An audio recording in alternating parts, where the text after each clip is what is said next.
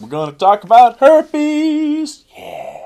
I'm Reid from readaboutsex.com. I'm Cathy from theintimacydojo.com. What are we talking about today? We're talking about herpes. I had someone write in and he was concerned. He has herpes 1, but he just found out the person he's with has herpes 2, and he's not quite sure how to handle that or what to do with it, because he doesn't want to end up with herpes 2 and have the marriage or the relationship not work out, and then he's left alone with herpes. Left alone with herpes 1 and 2.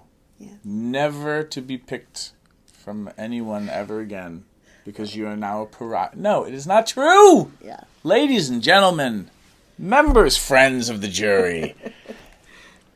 If you geek out about herpes, and again, like, everyone's got their own baggage, usually from culture and from family and growing up and stuff like that.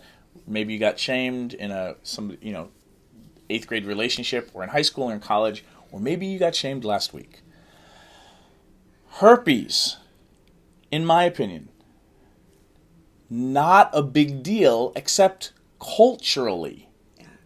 I've had doctors shame me just because I wanted to get tested for it.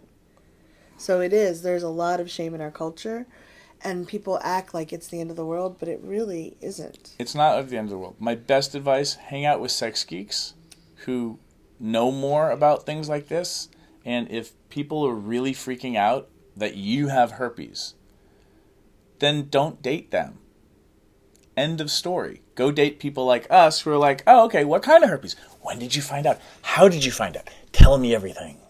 Because it's like, it's not that big of a deal when you actually do the research and figure out why you're scared or fearful or afraid that if you had it, or if people know you have it, or if you catch it from somebody, like, what are you afraid is going to happen?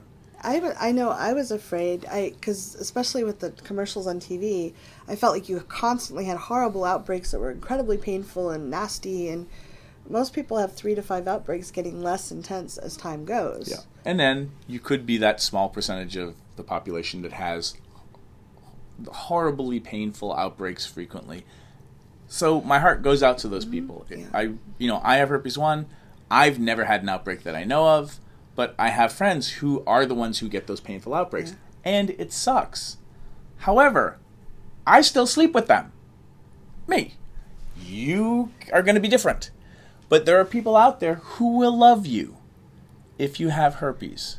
They are there. And herpeslife.com is a really great website. And Adriel, if you're watching, thank you for doing the work that you do, which is all about community, about realizing, oh, I don't have to be ashamed that I have this thing. Yeah.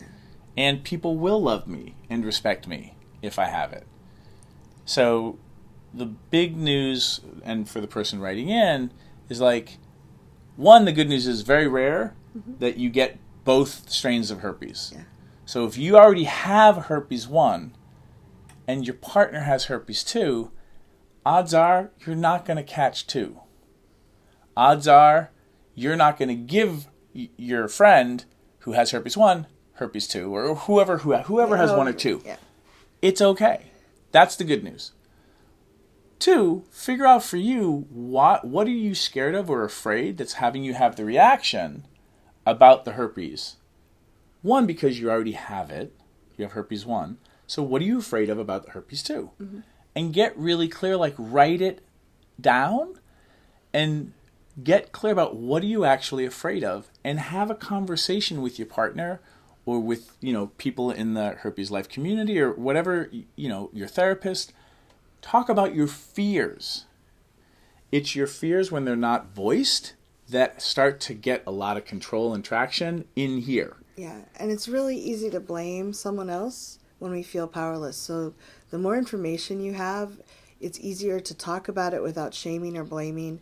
And if you can, be gentle with both of you. It's a challenging discussion, and it can bring out some beautiful things in your relationship about how much you do care about each other and what's important for you. And it's important just in relationships and with your friendships and family members to talk about your fears in general. Mm-hmm. There's a lot of fear and stigma around STIs and STDs. I loved when the first time I heard Reid talk about STIs, he said he had everybody shout out what they thought the most common STI was.